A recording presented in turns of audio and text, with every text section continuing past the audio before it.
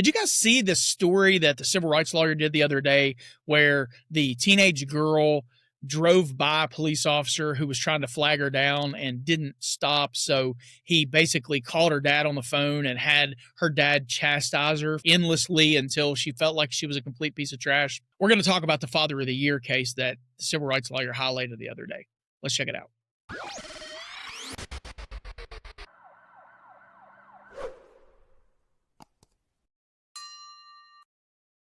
What's up, you guys, and welcome back to Southern Drawl Law. If you're unfamiliar with the channel, my name is James White. I'm a criminal defense attorney, former prosecutor, former police officer, and this is called the Daily Drawl. It's our daily show where we can sit back and have a lighthearted chat about real-world legal issues, answer your questions, talk about trending topics, and just have a little fun at the expense of the follies we can observe in government.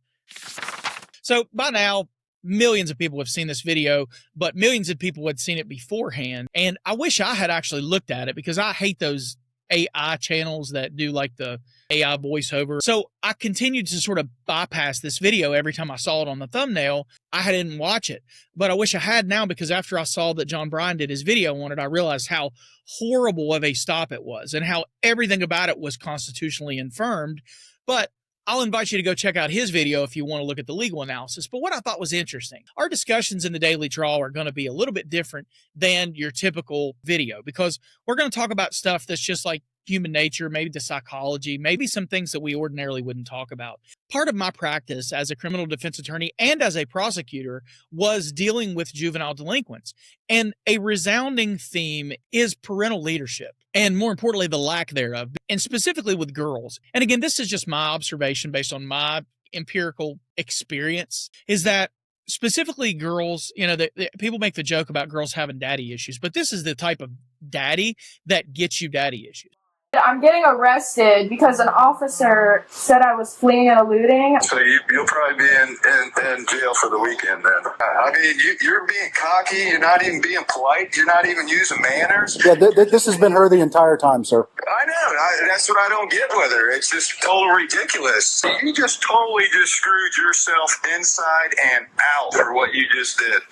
Big time. Because now your car's going to get towed to the impound. You got to pay to get that out too now. So your nursing stuff is going to be screwed up now too. It's going to take something like this to fuck you up now, and now you're done because you're so goddamn arrogant and cocky the whole damn time when you couldn't talk to the officer normally. When you did it, you had to be a real jerk, didn't you? So you just totally screwed your whole shit up. Nursing degree, everything. You're going to spend a weekend in jail, and you'll see how invincible you are. So when you get to jail, you get one phone call. So you better figure out who you're going to call to get you out of jail. It's your job as a father to not allow your children to completely escape consequences.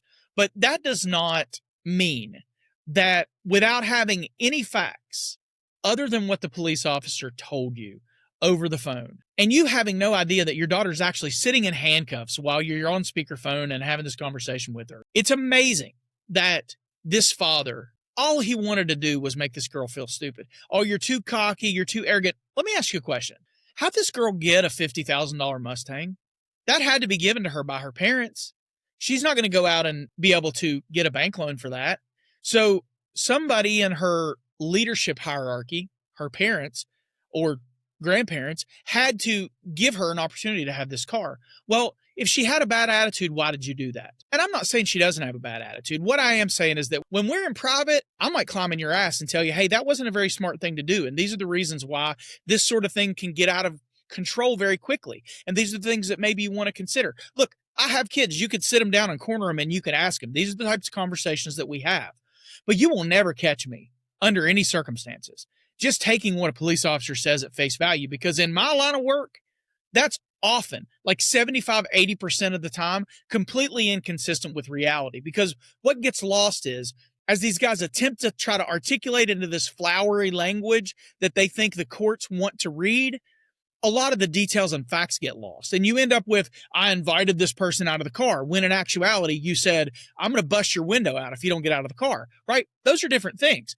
And so police officers routinely misrepresent the factual circumstances of an arrest, even in their report writing. So definitely when they're hopped up on adrenaline and ego and they're talking to a father who is now taking the bait and being reeled into the story by this bullshitting cop, he's sitting there just chastising his daughter. And the dangerous thing that he did, the thing that really bothers me, is that he made this girl feel like she had nothing else to live for.